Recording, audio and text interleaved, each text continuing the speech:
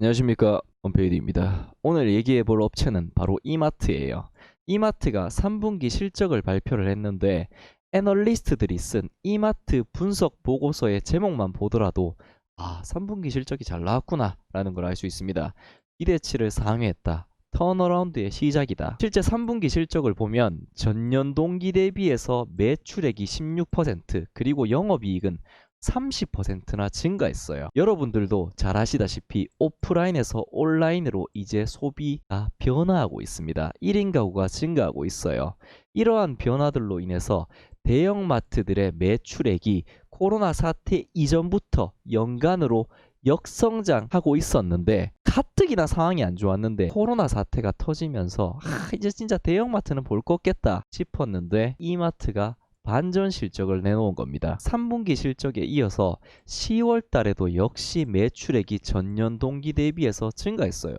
도대체 왜 이렇게 잘 나가는 걸까? 이마트 주가를 보면 2018년을 피크로 주가가 계속해서 빠졌고, 그리고 코로나 사태로 인해서 10만원 선이 무너졌었습니다. 그리고 최근에 조금씩 상승하고 있어요. 이마트 사업부는 세 가지로 구성되어 있어요. 여러분들도 잘 아시는 이마트, 그리고 이마트 트레이더스, 그리고 전문점 사업부, 이렇게 세 가지로 구성되어 있는데, 그리고 여러 가지 자회사들이 있어요. 편의점 사업을 영위하고 있는 이마트24, 그리고 홈쇼핑, 그리고 신세계 계열사들의 온라인 쇼핑몰인 쓱닷컴, 그리고 스타필드 사업을 하고 있는 신세계 프라퍼티, 그리고 알짜 하나가 있죠. 바로 스타벅스 커피 코리아 지분 50%도 가지고 있습니다. 이마트의 사업부별 실적을 보게 되면 할인점 같은 경우 작년 동기 대비해서 매출액이 3% 증가했는데 영업이익은 오히려 줄어들었어요.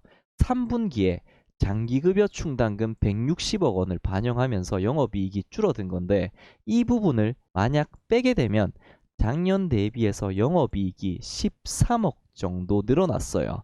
트레이더스 역시 매출액이 27%로 굉장히 고성장했고, 그리고 영업이익 역시 증가했습니다. 전문점 사업분 역시 매출액이 증가했고, 영업이익은 아직 흑자를 내지는 못하고 있지만 이 적자폭을 굉장히 많이 줄였어요. 이 세 가지 사업부 모두 호실적을 기록하면서 3분기 실적이 굉장히 잘 나온 건데, 먼저 할인점을 보게 되면 영업이익이 2015년을 정점으로 계속해서 영업이익이 줄어들고 있어요. 공격적으로 이마트 점포를 늘려나가다가 최근에는 오히려 점포 수가 줄어들었어요. 이렇게 매장 수가 줄어들다 보니까 당연히 할인점 같은 경우 매출액이 줄어들고 있었는데 2년 만에 매출액이 증가했어요. 경쟁 업체인 롯데마트 같은 경우 9월 달까지 총 9개의 매장을 폐점시켰어요.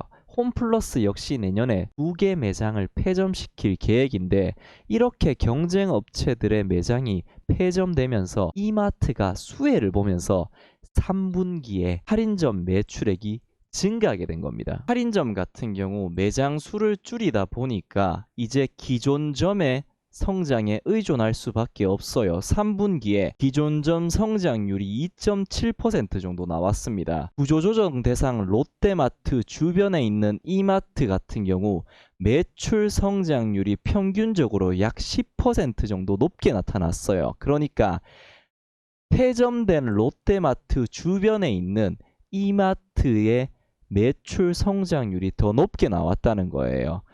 롯데마트 고객을 이마트가 흡수함으로써 반사이익을 봤다는 거예요. 이렇게 롯데마트 주변의 고객들을 흡수함으로써 이 할인점의 매출액이 증가하는데 영향을 미치게 됩니다. 트레이더스 같은 경우 매년 꾸준하게 점포수를 늘려가고 있어요. 이렇게 매년 점포수를 늘리다 보니까 매출액이 증가하고 영업이익 역시 증가하는 모습을 보여주고 있습니다. 이마트 트레이더스가 벤치마킹한 업체가 바로 코스트코예요. 코스트코가 매년 매출액이 꾸준하게 증가하고 있어요. 대형 마트들의 매출액이 역성장하는 모습과 다르게 코스트코와 그리고 이마트 트레이더스 같은 경우 매출액이 꾸준하게 증가하고 있어요. 매출액을 증가시키기 위해서 이제 신규 출점이 중요한데, 신규 출점을 굳이 하지 않더라도 기존에 있는 트레이더스 매장들의 매출액이 꾸준하게 증가하고 있습니다. 1분기, 2분기만 하더라도 7%, 10% 정도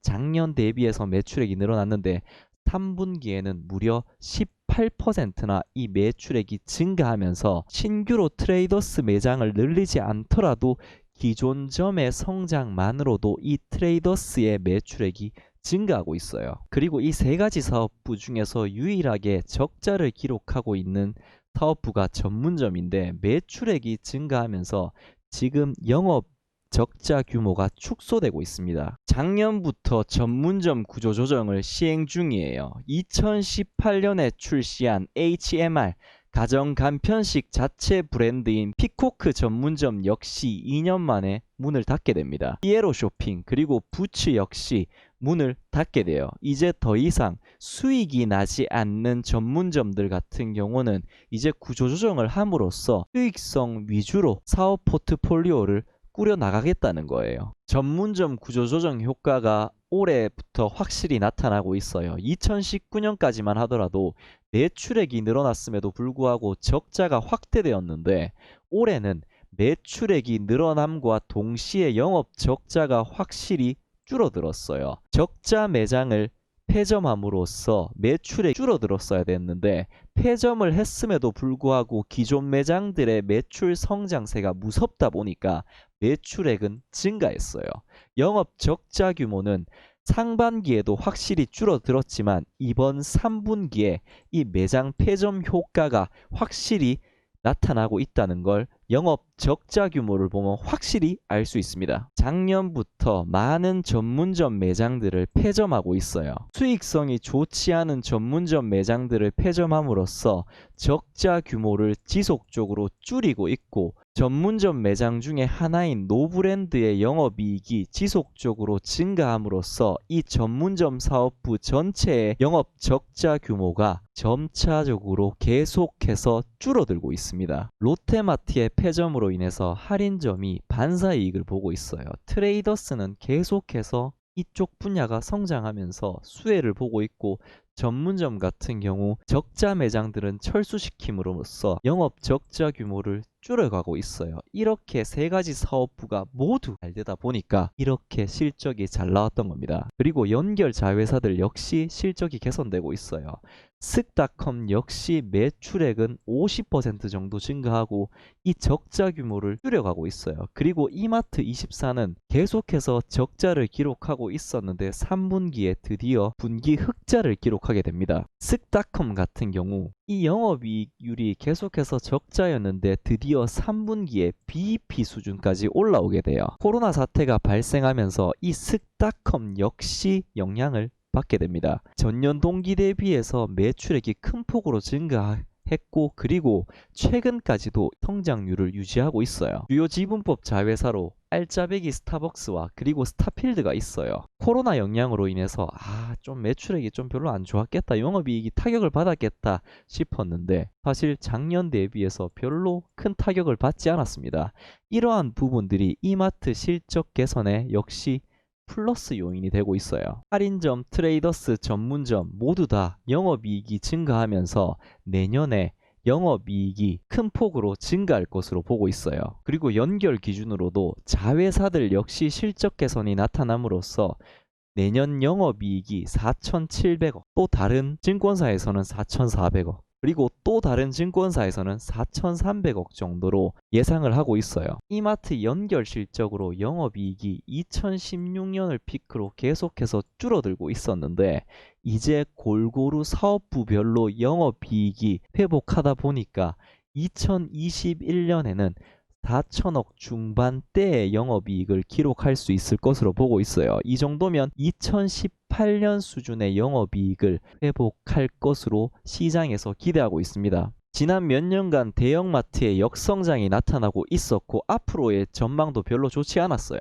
1인 가구가 증가하게 되고 그리고 온라인 구매가 증가함으로써 이제 대형마트는 끝났다라고 생각하고 있었는데 코로나까지 덮침으로써 이제 진짜 대형마트는 안 되겠다 싶었는데 롯데마트의 폐점으로 이마트가 실질적으로 반사이익을 보게 됩니다. 할인점 매출액이 플러스로 돌아서게 된 거예요. 슥닷컴을 통해서 오프라인에서 온라인으로 전환되게 되는 부분도 긍정적으로 보이고 적자 규모가 축소되고 있어요. 코로나가 종식된다면 오프라인 매장이 플러스로 돌아섰고 트레이더스가 고속 성장하고 슥닷컴이 자리를 잡아가면서 이러한 모든 것들이 긍정적으로 나타난다면 이마트가 과거의 영광을 회복할 수도 있지 않을까라는 생각이 듭니다. 물론 네이버나 쿠팡과 같은 온라인 쇼핑 업체와의 경쟁에서 살아남아야 되는데 과연 앞으로 어떻게 될지 지켜봐야 될 것 같습니다. 저는 오늘 여기까지입니다. 감사합니다.